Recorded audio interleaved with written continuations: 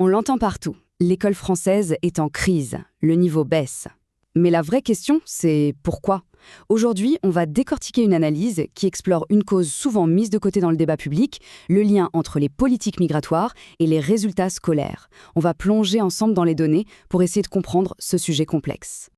D'ailleurs, l'article qui sert de base à notre analyse s'ouvre sur cette citation de Charles Péguy. C'est une manière de poser d'emblée la gravité du sujet. Ça nous dit que la crise de l'école, ce n'est pas juste une affaire de pédagogie, ça touche vraiment au cœur de notre société. Alors, voilà comment on va procéder. D'abord, on va partir du constat de la baisse du niveau, un fait assez bien documenté. Ensuite, on explorera le facteur démographique, qui est au centre de l'analyse, puis on verra comment ça se traduit en chiffres, en écart de performance. On se penchera sur le débat des causes, notamment socio-économiques, avant d'aborder le climat dans les écoles et de terminer avec la conclusion de l'article. Allez, on commence par le point de départ, le constat que tout le monde ou presque partage. Oui, le système scolaire français fait face à une vraie crise des résultats. Ce premier chiffre, il fait un peu froid dans le dos. Il vient du ministère de l'Éducation lui-même. 53%, c'est plus d'un élève sur deux en classe de 5e qui ne maîtrise pas les bases en mathématiques. On ne parle pas de problèmes complexes, mais vraiment des fondations, ce qui est essentiel pour la suite. Et malheureusement, ce n'est pas beaucoup mieux du côté du français. Près d'un collégien sur deux n'a pas une maîtrise satisfaisante de la langue. C'est un énorme handicap. Sans ces outils, comment est-ce qu'on peut analyser un texte, construire un raisonnement, ou même tout simplement comprendre les autres matières? Face à cette situation, l'article avance sa thèse principale. Bien sûr, il y a plein de raisons qui expliquent ce déclin, mais selon la source, il y en a une qui est systématiquement passée sous silence dans le débat. C'est l'impact de l'immigration sur l'école. Pour étayer cette thèse, l'analyse s'appuie d'abord sur des chiffres, sur l'évolution démographique de la population scolaire. Cette frise, elle montre bien que le phénomène s'est accéléré. Depuis l'an 2000, le nombre de naissances issues de 2 parents nés hors de l'Union européenne a grimpé de 73%. Concrètement, qu'est-ce que ça veut dire? Aujourd'hui, dans une classe de primaire, plus d'un élève sur 5 ne parle pas français à la maison. Et pour les profs, le défi est de plus en plus grand. Le nombre d'élèves qui arrivent en France sans parler la langue a explosé de 153% depuis 2008. Ce graphique, il est très parlant. Il montre un vrai phénomène de concentration. Globalement, 21% des élèves en France sont dans des zones d'éducation prioritaire, les REP et REP+.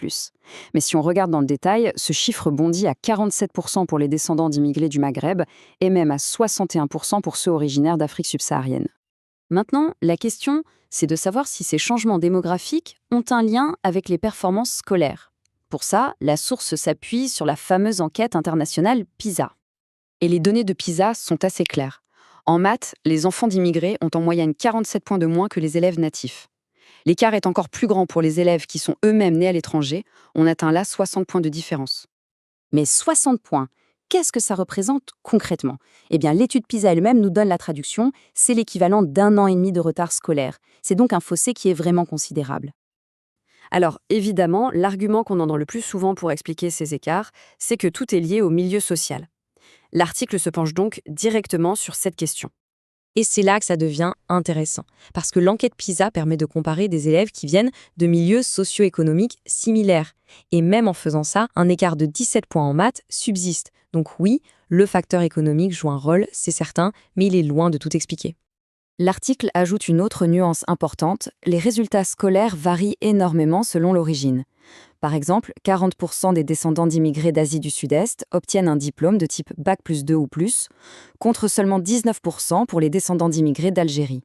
Ces grandes différences suggèrent bien que d'autres facteurs, au-delà de l'économie, sont à l'œuvre. L'analyse ne s'arrête pas aux notes et aux diplômes. Elle s'intéresse aussi à l'impact de tout ça sur l'ambiance générale dans les établissements et sur le quotidien des enseignants. La source liste plusieurs défis qui complexifient énormément le travail des profs. On parle de plus en plus d'atteintes à la laïcité, de tensions identitaires qui deviennent presque banales et d'une augmentation des violences entre communautés. Et pour illustrer ces tensions, l'article prend un exemple précis, en citant une grande enquête de l'IFOP sur l'antisémitisme en milieu scolaire. Ce graphique montre un des résultats les plus alarmants de cette étude.